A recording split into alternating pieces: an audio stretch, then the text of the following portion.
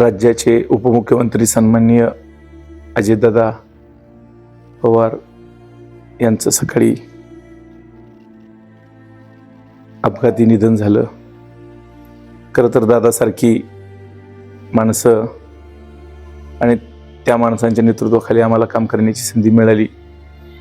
मग सरपंच म्हणून असेल, पंचायत समिती सदस्य म्हणून असेल, कार्यकर्त्याला काय हवं हे न मागता ओळखणारा नेता आज आपल्यातून हरपून गेलेला आहे। मनाला अतिशय प्रचंड वेदना होत आहेत की इथून पुढं त्या नेत्याच्या एका शब्दावरती कुठलाही प्रॉब्लेम सॉल्व्ह व्हायचा तो नेता आज आपल्यात नाही।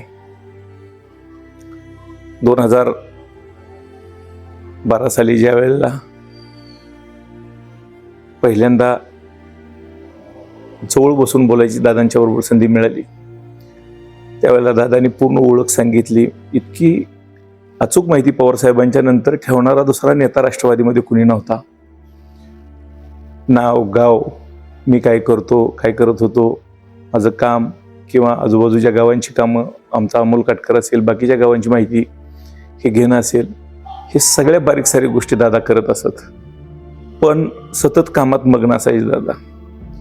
आपण जर अचानक जाऊन त्यांच्या टेबलवरती उभं राहिलो समोर, तर ते काम करत असताना सुद्धा वर बघायचे, फक्त वर बघायचे आणि कशासाठी आलो हे ओळखायचे आणि म्हणायचे, काय असेल ते वाचायचे, होणार असेल तर हो आणि नसेल तर नाही म्हणून सांगणारा स्पष्ट वक्ते नेता आणि नेतृत्व आज आपल्यातून हरपलेला आहे। दादांच्या अनेक आठवणी आहेत सांगण्यासारख्या।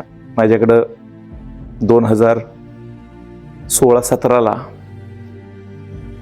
दादा येणार होते, पण अचानक दौरा रद्द झाला। वाघमोडेवाडीलाच त्यांचा कार्यक्रम आम्ही ठेवलेला होता।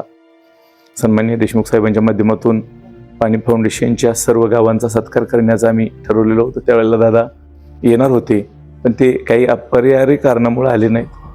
त्याचं एक दुःख आहे आमच्या मनामध्ये आणि दादांच्या सारखा स्पष्ट बोलून कार्यकर्त्यांना मान सन्मान मिळवून देणारा नेता आज आपल्यातून हरपलेला आहे आणि या महाराष्ट्राचं खऱ्या अर्थानं कामसू व्यक्तिमत्व हरवलेलं आहे। आपल्याला अशी माणसं तयार व्हायला पिढ्याने पिढ्या जातात। मी दादांना माझ्या संपूर्ण वाघमोडेवाडी आणि गोंदवली पंचक्रोशीच्या वतीनं भावपूर्ण श्रद्धांजली अर्पित करतो। अशाच नवनवीन अपडेटसाठी आमच्या खबर गावाकडची या चॅनेलला सबस्क्राईब करा, आमचे व्हिडिओ लाईक करा आणि शेअर करा। धन्यवाद।